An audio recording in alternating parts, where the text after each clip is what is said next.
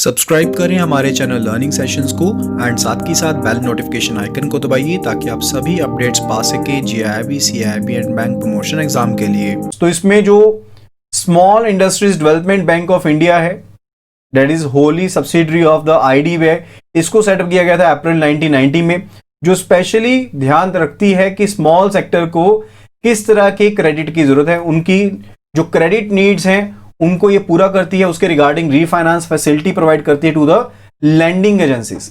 अब refinance facility से benefit क्या रहता है?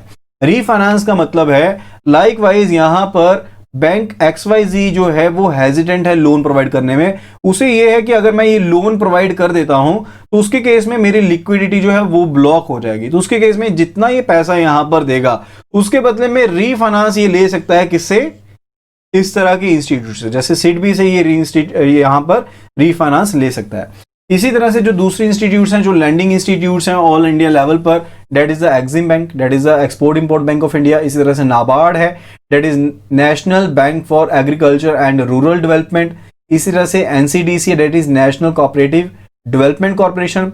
जो और इंस्टीट्यूट्स यहाँ पर शामिल हैं, that are the commercial banks, SFCs already हम पढ़ चुके हैं, कोऑपरेटिव बैंक है, रीजनल रूरल बैंक अवेलेबल है, एंड बहुत सी क्रेडिट गारंटी स्कीम्स भी यहाँ पर शुरू की गई थी ताकि जो कोलेटरल फ्री लोन है यहाँ पर वो प्रोवाइड किया जा सके MSEs को। ठीक है, तो इसके regarding DICGC, that is deposit insurance and credit guarantee corporation हो गया, ECGC हो गया, that is export credit guarantee corporation हो गया, further CGT MSE, that is credit guarantee fund trust for micro and small enterprises हो गया, and NCGTC, that is national credit guarantee trustee company. तो NCGTC के तहत अभी जो यहां पर emergency credit line guarantee scheme है ECLGS, इसके अंडर यहां पर लैंडिंग की जा रही है। और जो इंस्टीट्यूट्स हैं जो यहां पर फाइनेंशियल असिस्टेंस प्रोवाइड करती हैं MSME को, उसमें शामिल हैं NSIC, that is national small industry corporation, SSIDC, that is state small industries development corporation, KVIC है, that is khadi and village industries commission, handloom board है एंड कॉयर बोर्ड है जो फाइनेंशियल असिस्टेंस प्रोवाइड कर रहे हैं to the MSME। Next it is brief details of various banks, institutions and agencies. तो इसके बीच में सबसे पहले बात करेंगे regarding the regional rural banks, that is RRBs। So agriculture, trade, commerce and industry को रूरल एरियाज में बढ़ावा देने के लिए, प्रमोट करने के लिए RRBs को सेटअप किया गया था।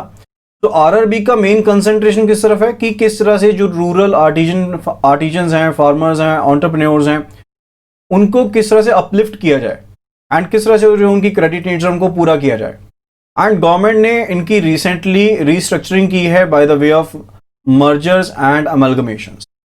उसके बाद बात आती है रिगार्डिंग द कोऑपरेटिव बैंक्स। तो जो प्राइमरी एग्रीकल्चर कोऑपरेटिव सोसाइटीज हैं या फिर जो प्राइमरी कोऑपरेटिव बैंक्स हैं, PCBs हैं, ये फाइनेंस प्रोवाइड करते हैं एग्रीकल्चर को एंड रिलेटेड इंडस्ट्रीज को। यानी कि जो PACS हैं ये फाइनेंस प्रोवाइड करते हैं किसको? एग्रीकल्चर को एंड रिलेटेड इंडस्ट्रीज को। एंड जो प्राइमरी कोऑपरेटिव बैंक्स हैं they provide finance to the cottage and tiny industries. Next है NABARD, that is national bank for agriculture and rural development. तो नाबार्ड जो है ये एक एपेक्स डेवलपमेंट बैंक है जो agriculture, small scale industry, cottage and village industries, handicraft and जो rural craft है इनको प्रमोट करने के लिए एंड इनको डेवलप करने के लिए क्रेडिट फ्लो को फैसिलिटेट करता है। एंड साथ ही साथ जो भी अलाइड इकोनॉमिक एक्टिविटीज हैं रूरल एरियाज में, चाहे वो डेयरी है, चाहे वो फिशरीज है, उसके रिगार्डिंग भी ये सपोर्ट प्रोवाइड करता है एंड उनको प्रमोट करता है ताकि सस्टेनेबल रूरल डेवलपमेंट होती रहे एंड रूरल एरियाज में सिक्योर्ड जो प्रॉस्पेरिटी है वो लाई जा सके, यानी कि खुशहाली लाई जा सके रूरल एरियाज में।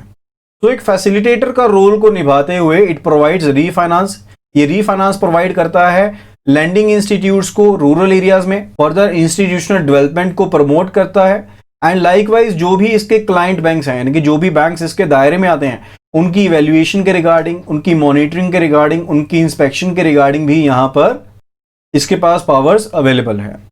नेक्स्ट इट इज, इसके अलावा नाबार्ड का जो इंपॉर्टेंट रोल है डेट इज रिगार्डिंग की रूरल क्रेडिट इंस्टीट्यूशन के ऑपरेशंस के बीच में ये एक कोऑर्डिनेटर की तरह काम करता है। ये एक कोऑर्डिनेटर की तरह काम करता है। जैसे हम रूरल क्रेडिट इंस्टीट्यूशंस की बात करते हैं ना, तो रूरल में एरिया में जो क्रेडिट इंस्टीट्यूट्स हैं उनके ऑपरेशंस के रिगार्डिंग ये कोऑर्डिनेट करता है। फर्दर रूरल डेवलपमेंट के रिगार्डिंग जो भी कोई मैटर रहता है उसके रिगार्डिंग ये असिस्टेंस प्रोवाइड करता है गवर्नमेंट को, रिजर्व बैंक ऑफ इंडिया को एंड दूसरी इंस्टीट्यूट्स को। साथ ही साथ जो बैंक्स हैं, जो कोऑपरेटिव्स हैं या फिर जो ऑर्गेनाइजेशंस हैं जो रूरल डेवलपमेंट के दायरे में काम कर रही हैं, उनको ये ट्रेनिंग एंड रिसर्च फैसिलिटीज भी प्रोवाइड करता है। उनको ये ट्रेनिंग एंड रिसर्च फैसिलिटीज भी प्रोवाइड करता है। साथ ही साथ जो स्टेट गवर्नमेंट्स हैं उनको भी हेल्प करता है कि किस तरह से वो जो एलिजिबल इंस्टीट्यूट्स हैं जो एग्रीकल्चर में, रूरल डेवलपमेंट में काम कर रही हैं, उनको असिस्टेंस प्रोवाइड करने में अपने टारगेट को पूरा कर सकती हैं। सो स्टेट गवर्नमेंट की हेल्प करता है रिगार्डिंग कि उनके दायरे में, यानी कि स्टेट गवर्नमेंट के अंडर जो eligible agriculture and rural development institutes हैं, किस तरह से उनको असिस्टेंस प्रोवाइड की जा सकती है। फर्दर कोऑपरेटिव बैंक्स के लिए एंड रीजनल रूरल बैंक्स के लिए ये एक रेगुलेटर की तरह काम करता है। It acts as an regulator for cooperative banks and regional rural banks. Next it is EXIM bank, that is export import bank. जो एक्सपोर्ट इंपोर्ट बैंक है, एक्सिम बैंक है, इसको एक्ट ऑफ पार्लियामेंट के तहत इसको सेटअप किया गया है ताकि ये इंडिया का जो फॉरेन ट्रेड है उसको फाइनेंस प्रोवाइड कर सके, उसको फैसिलिटेट कर सके, उसको प्रमोट कर सके एंड फर्दर ये एमएसएमईज को भी सपोर्ट प्रोवाइड करता है in a very big way. So EXIM bank जो है ये बहुत तरह की फैसिलिटीज, चाहे वो प्री शिपमेंट को लेकर है, पोस्ट शिपमेंट को लेकर है, इन्वेस्टमेंट, बाहर इन्वेस्टमेंट को लेकर है, एडवाइजरी सर्विसेज को लेकर है, इंपोर्ट फाइनेंस को लेकर है, एक्सपोर्ट प्रोडक्ट को किस तरह से डेवलप करना है, एक्सपोर्ट प्रमोशन को लेकर, एक्सपोर्ट मार्केटिंग को लेकर, ये फैसिलिटीज को प्रोवाइड करता है। यानी कि बहुत ज्यादा फैसिलिटीज का एक आप कह लीजिए दायरा है इसका एक्सिम बैंक का, जिसके तहत ये फैसिलिटीज जो है वो प्रोवाइड करता है। यानी कि एक्सपोर्ट करने से पहले प्रोडक्ट की डेवलपमेंट से लेकर एक्सपोर्ट करने के बाद तक की सभी प्रोडक्ट्स को ये फैसिलिटेट करता है। Next it is BCSBI, that is banking codes and standard board of India. So BCSBI जो है इसने एक कोड को फॉर्मुलेट किया है for the banks commitment to micro small enterprises. Banks commitment to micro small enterprises, जो ये code रहते हैं ना, ये वॉलंटरी कोड रहते हैं, यानी कि ये किसी के ऊपर कोई मैंडेटरी नहीं रहते, लेकिन बैंक्स अपने बीच में कंपटीशन को इंक्रीज करने के लिए and market wide best standard practices को अपनाने के लिए इन कोड्स को वॉलंटरली अपनाते हैं। यानी कि एक मिनिमम स्टैंडर्ड्स की रेंज रहती है जो बैंक्स को फॉलो करनी रहती है जब वो माइक्रो स्मॉल एंटरप्राइजेस के साथ डील करते हैं, जिन्हें डिफाइन किया गया है MSMED एक्ट 2006 में। सो ये MSC को प्रोटेक्शन प्रोवाइड करती है एंड एक्सप्लेन करती है कि बैंक किस तरह से डे टू डे ऑपरेशंस के लिए एंड जैसे फाइनेंशियल डिफिकल्टी होती है, यानी कि MSI के केस में अगर कोई फाइनेंशियल डिफिकल्टी रही है या फिर डे टू डे ऑपरेशंस जो यहां पर MSI को प्रोवाइड करने हैं, तो उसके केस में बैंक किस तरह से उनके साथ माइक्रो स्मॉल एंटरप्राइजेस के साथ डील करेंगे। फर्दर ये जो कोड है ये एक वॉलंटरी कोड है एंड ये किसी भी तरह से जो भी रेगुलेटरी या फिर सुपरवाइजरी इंस्ट्रक्शंस प्रोवाइड की गई हैं रिजर्व बैंक ऑफ इंडिया की तरफ से, उनको रिप्लेस नहीं करता है या फिर उनके ऊपर कोई भी ओवर रीडन इफेक्ट नहीं है। यानी कि जो प्रायोरिटी रहेगी वो रिजर्व बैंक ऑफ इंडिया की गाइडलाइंस इंस्ट्रक्शंस की रहेगी, चाहे कोड में कुछ भी कहा गया हो। एंड फर्दर बैंक्स को जो भी गाइडलाइंस, जो भी इंस्ट्रक्शंस, जो भी डायरेक्शंस दी जाती हैं रिजर्व बैंक ऑफ इंडिया के द्वारा, टाइम टू टाइम उनके साथ कंप्लाई करना पड़ेगा। Now let us look at the objectives of the BCSBI code. तो कोड को डेवलप किया गया था ताकि एक पॉजिटिव थ्रस्ट जो है, थ्रस्ट क्या रहता है, जब हम किसी चीज को बढ़ाना चाहते हैं तो एक फोर्स देते हैं ना, उसी तरह से इस कोड को डेवलप किया गया था ताकि MSC सेक्टर को आसानी तरीके से जो बैंकिंग सर्विसेज हैं एफिशिएंट वे में प्रोवाइड हो जाएं, उसके लिए इसे बनाया गया था। सेकंड ऑब्जेक्टिव इज टू, ताकि जो मिनिमम स्टैंडर्ड्स हैं वो प्रैक्टिस में लेकर आए जा सके जब भी बैंक डील करें माइक्रो स्मॉल एंटरप्राइजेस के साथ। Third was it is to increase the transparency, यानी कि जो भी माइक्रो स्मॉल एंटरप्राइजेस जो बैंक के साथ डील कर रही हैं उनको पता हो कि हम कौन सी सर्विसेज को एक्सपेक्ट कर सकते हैं बैंक से। Next it is to improve understanding of business through effective communication, यानी कि अगर इफेक्टिव कम्युनिकेशन होगी, अगर आपको कुछ एक चीजें क्लियर होंगी तभी आप बेहतर वे में कम्युनिकेट कर पाएंगे एंड आप बेहतर वे में कम्युनिकेट कर पाएंगे तभी आप अच्छे से समझ पाएंगे कि प्रॉपरली किस चीज के बारे में यहां पर क्रेडिट फैसिलिटी चाहिए या किस चीज के बारे में सर्विसेज चाहिए। Next it says to encourage market forces through competition to achieve higher operating standards. यानी कि जब बैंक्स के बीच में मिनिमम स्टैंडर्ड्स होंगे तो हर एक बैंक जो है वो बेटर सर्विसेज प्रोवाइड करने के लिए, यानी कि अगर ए बैंक एक सर्विस प्रोवाइड कर रहा है तो बी चाहेगा कि मैं उसी रेट में या सेम सर्विसेज से ज्यादा एक सर्विस जो है यहां पर प्रोवाइड करूं, ताकि जो कस्टमर है एमएससी का कस्टमर है, क्योंकि ये क्या है अब एक प्रॉफिटेबल कस्टमर है, ठीक है, बैंक यहां से प्रॉफिट कमा सकता है, तो बैंक यहां पर इसे ज्यादा फैसिलिटीज देने की कोशिश करेगा। तो उसके लिए लेकिन सबसे पहले मिनिमम स्टैंडर्ड्स को तो सेटअप करना जरूरी है ना, कि मिनिमम इतना स्टैंडर्ड तो हर कोई बैंक फॉलो को करेगा ही करेगा, उसके अलावा इसके ऊपर कोई भी आप स्टैंडर्ड्स को फॉलो कर सकते हैं।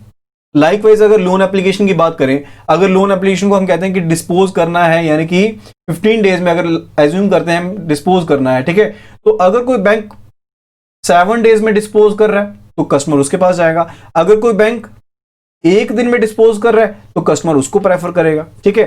सो बीसीएसबी जो कोड है ये मिनिमम स्टैंडर्ड्स को बताता है कि किस तरह से हम डील करेंगे माइक्रो स्मॉल एंटरप्राइजेस के साथ। Next it is to promote a fair and cordial relationship between MSC and banks, ताकि एक बेहतर जो लॉन्ग टर्म रिलेशनशिप है वो यहां पर बन सके माइक्रो स्मॉल एंटरप्राइज के बीच में एंड बैंक के बीच में। एंड फर्दर एमएससी की जो भी बैंकिंग नीड्स हैं वो समय पर एंड एक क्विक रिस्पॉन्स के साथ यहां पर प्रोवाइड हो सके माइक्रो स्मॉल एंटरप्राइज को। फर्दर इससे जब एक स्टैंडर्ड बन जाएगा सभी बैंक्स का तो जो कॉन्फिडेंस लेवल है बैंकिंग सिस्टम में वो भी इंक्रीज होगा। तो कुछ एक पॉइंट्स हैं जहां पर ब्रांचेस से जो एक्सपेक्ट किए जाते हैं कि ब्रांचेस एक्सपेक्ट करेंगी, जो ब्रांचेस जो है वो उनके साथ कंप्लाई करेंगी जब वो एमएससी की प्रपोजल्स को प्रोसेस कर रही हैं, ठीक है, उसके बारे में। उसके रिगार्डिंग जो बीसीएसबी कोड है उनके बारे में देख लेते हैं अभी। सबसे पहली चीज है कि जो बैंक है वो फ्री ऑफ कॉस्ट एक simple standardised and standard application form जो है वो जो भी लोन दिए जाने हैं एमएससी को उसके लिए अवेल कराएंगे, यानी कि एप्लीकेशन फॉर्म जो एमएससी के लिए अवेल करवाए जाएंगे बैंक्स के द्वारा, पहली चीज है वो फ्री ऑफ कॉस्ट हो, वो सिंपल हो एंड स्टैंडर्डाइज्ड फॉर्मेट में हो। फर्दर जो भी लोन एप्लीकेशन आएंगी those should be acknowledged in writing. कहने का मतलब है कि अगर यहां पर XYZ बैंक के पास एक एमएससी आई है ई, ठीक है, तो यहां पर ई ने जब लोन के लिए एप्लीकेशन दी तो बैंक इन राइटिंग एक एक्नॉलेजमेंट दे कि उसकी एप्लीकेशन लोन के लिए हमने रिसीव कर ली है। Next it says all the loan applications should be disposed of with in the stipulated time. तो जो भी स्टिपुलेटेड टाइम दिया गया है बीसीएसबी कोड के तहत उस टाइम लिमिट में जो भी लोन एप्लीकेशंस हैं उनको डिस्पोज ऑफ कर दिया जाए। एंड ये जो टाइम लिमिट स्टार्ट होगी that will be from the date of receipt of application, यानी कि जिस तारीख से आपके पास एप्लीकेशन रिसीव हुई है उस तारीख से date of receipt of application जो है ये स्टार्ट होगी। लेकिन एप्लीकेशन का मतलब ये नहीं है कि आपने सिंपल फॉर्म भर के दे दिया। एप्लीकेशन का मतलब है कि जो भी रिस्पेक्टिव अकम्पेंड उसके साथ चेक लिस्ट थी कि जो जो डाटा आपको चाहिए था, ठीक है, जो जो डॉक्यूमेंट्स वो चाहिए थे वो यहां पर एंटरप्राइज की तरफ से यहां पर प्रोवाइड कर दिए गए। उसके बाद से यानी कि date of receipt of application तब से काउंट होती है, ठीक है। तो जहां पर क्रेडिट लिमिट है 5 लाख रुपए तक की, वहां पर जो टाइम लिमिट है जिसके बीच में एप्लीकेशन को डिस्पोज करना है that is 2 weeks, within 2 weeks. जहां पर जो क्रेडिट लिमिट है that is above ₹5 lakh and up to ₹25 lakh, तो वहां पर विद इन 4 वीक्स इस तरह की एप्लीकेशन को डिस्पोज ऑफ करना है। एंड जहां पर जो क्रेडिट लिमिट एक्सीड करती है 25 लाख से, वहां पर विद इन 8 वीक्स इस एप्लीकेशन को डिस्पोज करना है।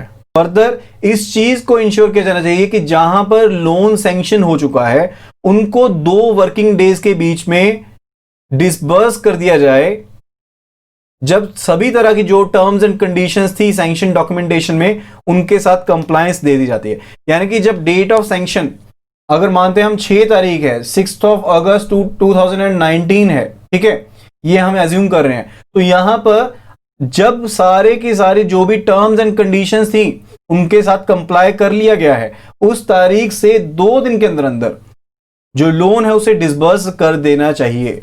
तो यहां पर हम लेट कर रहे हैं कि जो डेट ऑफ सैंक्शन है दैट इज 6 अगस्त 2019, लेकिन जो सभी यहां पर कंप्लायंस पूरी की गई दैट वाज 11 अगस्त 2019, ठीक है। तो उसके केस में within 2 days from this date, sanction date से नहीं, जिस तारीख को सैंक्शन की सभी टर्म्स एंड कंडीशंस के साथ कंप्लाई किया गया है उस तारीख से 2 दिन के बीच में जो डिसबर्समेंट है लोन की वो की जानी चाहिए। एंड फर्दर अगर रिजेक्शन की जाती है, अगर एप्लीकेशन को रिजेक्ट किया जाता है तो प्रोसीजर के हिसाब से जो रिजेक्शन है that must be conveyed in writing. तो यहां पर राइटिंग में रीजन देते हुए, अगर लिमिट जो है वो 2 लाख से कम है तो रीजन भी बताना है, अदरवाइज आपको यहां पर इन राइटिंग जो है रिजेक्शन को कन्वे करना है विद द रीजंस। इसके अलावा जहां पर सेंट्रली प्रोसेसिंग सेल्स हैं, सीपीसी जहां पर सेटअप किए गए हैं एमएसएमईज के लिए, वहां पर उनकी अपनी ऑपरेशनल गाइडलाइंस होंगी। लाइकवाइज जैसे पूरा का पूरा जो सैंक्शन प्रोसीजर है वो मैक्सिमम 14 डेज के बीच में कंप्लीट किया जाना चाहिए from the receipt of the information, and जो डिसबर्समेंट है वो नेक्स्ट 7 डेज में कंप्लीट की जानी चाहिए। एंड फर्दर जहां पर टेक्नो इकोनॉमिक वायबिलिटी को स्टडी करना जरूरी है, वहां पर जो मैक्सिमम टाइम लिया जा सकता है that is 30 days. So otherwise जो टाइम लिमिट है वो तो क्रेडिट अप टू ₹5 लाख वो कितना है, 2 वीक्स का है। Above ₹5 lakh up to ₹25 lakh 4 weeks का टाइम है। एंड अबव ₹25 लाख यहां पर जो टाइम पीरियड है डेट इज 8 वीक्स। ठीक है, 8 हफ्तों के बीच में करना है। एंड जो डिसबर्समेंट है वो सैंक्शन की टर्म्स एंड कंडीशंस कंप्लाई के बाद 2 दिनों के बीच में कर देनी चाहिए। लेकिन जहां पर सेंट्रलाइज्ड प्रोसेसिंग सेल्स हैं, सीपीसीज हैं एमएसएमईज के लिए, वहां पर उनकी अपनी ऑपरेशनल गाइडलाइंस रहेगी रिगार्डिंग कि जो सैंक्शन प्रोसीजर है मैक्सिमम 14 डेज में कंप्लीट हो जाना चाहिए from the date of receipt of the complete information. जिस डेट से आपके पास कंप्लीट इंफॉर्मेशन आ गई उस तारीख के बाद से। एंड जो डिसबर्समेंट है वो नेक्स्ट 7 डेज में कंप्लीट हो जानी चाहिए। And further important point is कि जहां पर टेक्नो इकोनॉमिक वायबिलिटी रिक्वायर्ड है, टीईवी स्टडी रिक्वायर्ड है, उसके केस में जो मैक्सिमम टाइम पीरियड लिया जा सकता है that is 30 days. Next it is SIDBI, that is small industries development bank of India. तो सिडबी को यहां पर स्टैब्लिश किया गया था अप्रैल 2, 1990 में under the act of parliament as an principal financial institution, ताकि जो स्मॉल स्केल इंडस्ट्री है इसको फाइनेंसिंग प्रोवाइड की जा सके, इसको प्रमोट किया जा सके एंड इसकी डेवलपमेंट हो सके।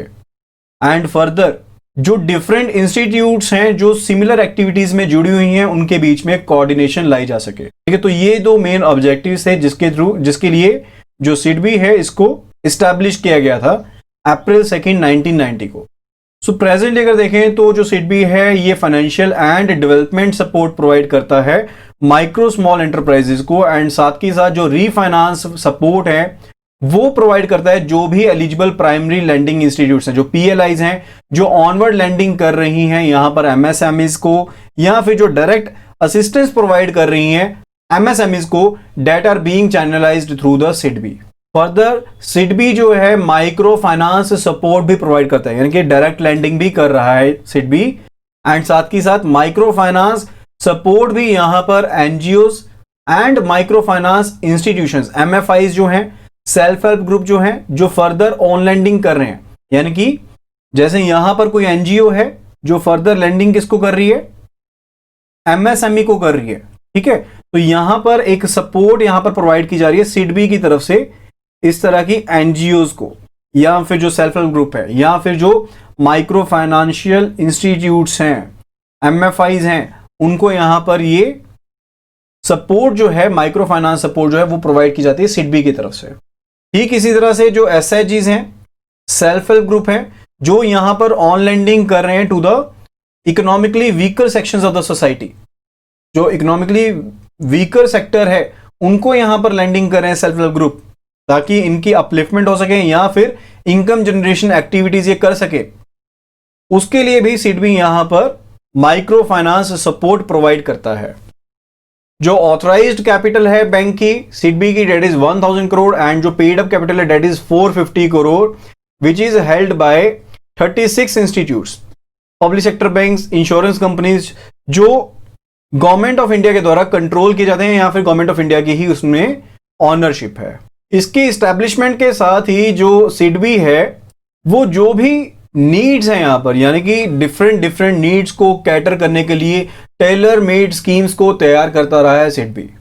टेलर मेड नीड्स का मतलब समझते हैं? टेलर मेड नीड्स का मतलब है कि एक पकी पकाई खिचड़ी देने की बात है। लाइकवाइज आपको मिठाई चाहिए तो आप स्वीट शॉप पर जा रहे हैं, लेकिन अगर स्वीट शॉप वाला आपको खोया दे दे या चीनी दे दे वो तो बात नहीं बनेगी ना।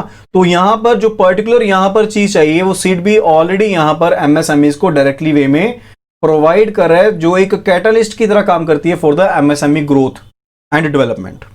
तो चाहे शुरुआत में SIDBI ने फंक्शन स्टार्ट किया था रीफाइनेंसिंग इंस्टीट्यूशन की तरह, लेकिन अब जो है SIDBI यहां पर डायरेक्ट असिस्टेंस भी प्रोवाइड कर रहा है MSMEs को। एंड असिस्टेंस किस तरह से प्रोवाइड की जा रही है? टर्म लोन के वे में प्रोवाइड की जा रही है। यानी कि जब कोई नया यहां पर यूनिट या नया प्रोजेक्ट जो है उसे सेटअप करना है, उसकी मॉडर्नाइजेशन करनी है, उसमें चेंजेस करनी है, उसकी एक्सपेंशन करनी है, ठीक है, उसके केस में भी यहां पर टर्म लोन प्रोवाइड किया जा रहा है। इसी तरह से जहां पर सर्विस सेक्टर से रिलेटेड है, जैसे कि होटल्स हो गए, एंटरटेनमेंट पार्क्स हो गए, हॉस्पिटल्स हो गए, नर्सिंग होम्स हो गए, रिटेल चेन्स होगी, लॉजिस्टिक सपोर्ट सर्विसेज होगी, उनके लिए भी यहां पर टर्म लोन फैसिलिटीज अवेलेबल है। इसी तरह से ITES हो गया। ITES क्या रहता है? This is IT enabled services, ठीक है, या फिर इंफॉर्मेशन टेक्नोलॉजी हो गया। सो सर्विस सेक्टर भी इन्वॉल्व है, इसमें कवर किया गया है। फर्दर जो दूसरे MSE यूनिट्स हैं उनको भी कवर किया गया। इसी तरह से जहां पर इंफ्रास्ट्रक्चर डेवलपमेंट करनी है, अपग्रेडेशन करनी है, वो भी यहां पर उसके लिए भी टर्म लोन प्रोवाइड किए जा रहे हैं। फर्दर ये working capital term loan, bill discounting facilities and further equity support भी प्रोवाइड करता है to the potentially growth oriented MSME units. And जो डायरेक्ट असिस्टेंस यहां पर अवेलेबल है, that is available in rupee as well as in foreign currency. तो ये Indian rupee में भी दी जाती है एंड फॉरेन करेंसी में भी दी जाती है। Next it is regarding the resource support. तो जो SIDBI है ये रिसोर्स सपोर्ट भी प्रोवाइड करता है इंस्टीट्यूट्स को, NBFCs को, ताकि फर्दर जो ये इंस्टीट्यूट्स हैं या फिर जो नॉन बैंकिंग फाइनेंशियल कंपनीज हैं ये फर्दर चैनलाइज कर पाए इस असिस्टेंस को to the large number of MSMEs। यानी कि अगर ये खुद करेगा तो खुद तो ये लिमिटेड नंबर ऑफ फर्म्स के पास ही पहुंच पाएगा ना, लेकिन जहां पर अगर इसने आगे इंस्टीट्यूट को कर दिया तो इंस्टीट्यूट का फर्दर अपना नेटवर्क होगा, ठीक है। तो उस हिसाब से ये इन इंस्टीट्यूट्स को भी यहां पर असिस्टेंस प्रोवाइड करता है, रिसोर्स सपोर्ट प्रोवाइड करता है। Next it is SIDBI as nodal और इंप्लीमेंटिंग एजेंसी। जो SIDBI है वो एक नोडल एजेंसी सर्विस जो है वो भी प्रोवाइड कर दी है to the government of India. यानी कि जो वेरियस स्कीम्स यहां पर चलाई जा रही हैं, जो गवर्नमेंट स्पॉन्सर्ड स्कीम्स हैं बाय द वेरियस मिनिस्ट्रीज, जो इंकरेज करती हैं रिगार्डिंग की जो MSE यूनिट है उसे मॉडर्नाइज किया जाए, टेक्नोलॉजी अपग्रेडेशन की जाए, तो उन्हें भी ये क्या करती है यहां पर एक्सटेंड करती है, ठीक है। तो इंप्लीमेंटिंग एजेंसी की तरह काम करती है। जैसे कि गवर्नमेंट ऑफ इंडिया की कोई मिनिस्ट्री है, उसकी तरफ से कोई स्कीम करेगी तो कैसे इंप्लीमेंट करेगी? वो यहां पर SIDBI के थ्रू इंप्लीमेंट कर रही है, ठीक है। तो SIDBI यहां पर क्या हुई? दिस इज नोडल और इंप्लीमेंटिंग एजेंसी हियर। तो जैसे डिफरेंट स्कीम्स हैं, likewise credit linked capital subsidy scheme है, ठीक है, यहां फिर टेक्नोलॉजी अपग्रेडेशन फंड स्कीम है। सो डिफरेंट जो भी यहां पर स्कीम्स यहां पर गवर्नमेंट मिनिस्ट्रीज के द्वारा प्रोवाइड की जाती हैं, स्पॉन्सर की जाती हैं, उन स्कीम्स को इंप्लीमेंट किया जाता है थ्रू द SIDBI। जैसे CLCSS होगी, TUFS होगी, that is technology upgradation fund scheme होगी, integrated development of leather sector scheme हो गई। Next it is regarding the micro finance. जो माइक्रो क्रेडिट की डिमांड है उसको मीटअप करने के लिए SIDBI ने एक स्पेशलाइज्ड डिपार्टमेंट बनाया called SIDBI foundation for micro credit. SIDBI foundation for micro credit, ताकि एक नेशनल नेटवर्क बनाया जा सके जिसके थ्रू जो फॉर्मल एंड इनफॉर्मल सेक्टर्स हैं उनको माइक्रो फाइनेंस सर्विसेज जो हैं वो प्रोवाइड की जा सके। जो गरीब लोग हैं जिनको माइक्रो फाइनेंस चाहिए, जिनको माइक्रो फाइनेंस बेसिकली होता क्या है? फाइनेंस क्या रहता है जहां पर बड़ी अमाउंट है, माइक्रो क्या है जहां पर छोटी अमाउंट इन्वॉल्व है, ठीक है। तो इसके लिए SIDBI ने किस चीज को फॉर्म किया? SIDBI ने एक स्पेशल डिपार्टमेंट बनाया, that is SIDBI foundation for micro credit. इसके तहत जो national wide strong viable and sustainable micro finance institution थी, MFIs थी, इनको यहां पर जोड़ा गया। अब इन MFIs के थ्रू जो पुअर हैं, स्पेशली वुमेन, उनको यहां पर माइक्रो फाइनेंस की जो सर्विसेज हैं वो प्रोवाइड की जाएंगी। तो SIDBI foundation of micro credit क्या है? This is SFMC। So SFMC के थ्रू होगा क्या? SFMC जो है यहां पर complete range of facilities, financial as well as non financial services, जैसे कि लोन फंड हो गया, ग्रांट सपोर्ट होगी, इक्विटी स्कीम होगी, इक्विटी सपोर्ट हो गई, इंस्टीट्यूशन बिल्डिंग सपोर्ट हो गई, ठीक है। ये किनको प्रोवाइड करेगी? ये MFIs को प्रोवाइड करेगी। यहां पर SIDBI है, तो सिडबी ने SFMC को फॉर्म किया है, that is SIDBI foundation for micro credit को फॉर्म किया है। ये डिपार्टमेंट यहां पर जो डिफरेंट MFIs यहां पर इनके साथ जुड़ी हुई है, जो MFIs का डिफरेंट नेटवर्क इनके साथ जुड़ा हुआ है, उनको ये financial and non financial support यहां पर प्रोवाइड करेंगे। जो फर्दर MFIs हैं, जो यहां पर जो फाइनेंशियली सस्टेनेबल एंटिटीज हैं, उनको ये सर्विसेज प्रोवाइड करेंगे। ठीक है, तो यहां पर जो MFIs हैं ये फर्दर आगे सर्विसेज को प्रोवाइड करेंगे। साथ ही साथ जो सिडबी है, इसने एक सिडबी ग्रोथ फंड को भी यहां पर सेटअप किया है, ताकि जो भी एलिजिबल MFIs हैं उनको equity and quasi equity support जो है वो प्रोवाइड की जा सके। सो इक्विटी सपोर्ट के बारे में हम नेक्स्ट यूनिट में पढ़ेंगे। ठीक है, तो सिंपली यहां पर ये याद रख लीजिए कि जो MFIs हैं उनके लिए सिडबी ने एक ग्रोथ फंड भी तैयार किया है, सेटअप किया है, ताकि जो भी एलिजिबल MFIs हैं उनको equity and quasi equity support जो है वो प्रोवाइड की जा सके। Next it is regarding the indirect finance. तो ये जो इनडायरेक्ट फाइनेंस है जो अभी तक हमने पढ़ा, ये इनडायरेक्ट फाइनेंस ही हुआ ना। लाइकवाइज आपने डायरेक्टली यहां पर फाइनेंसिंग नहीं की, आपने पहले किसी इंस्टीट्यूट को सपोर्ट प्रोवाइड कर दी जो आगे फर्दर सपोर्ट प्रोवाइड कर रही है।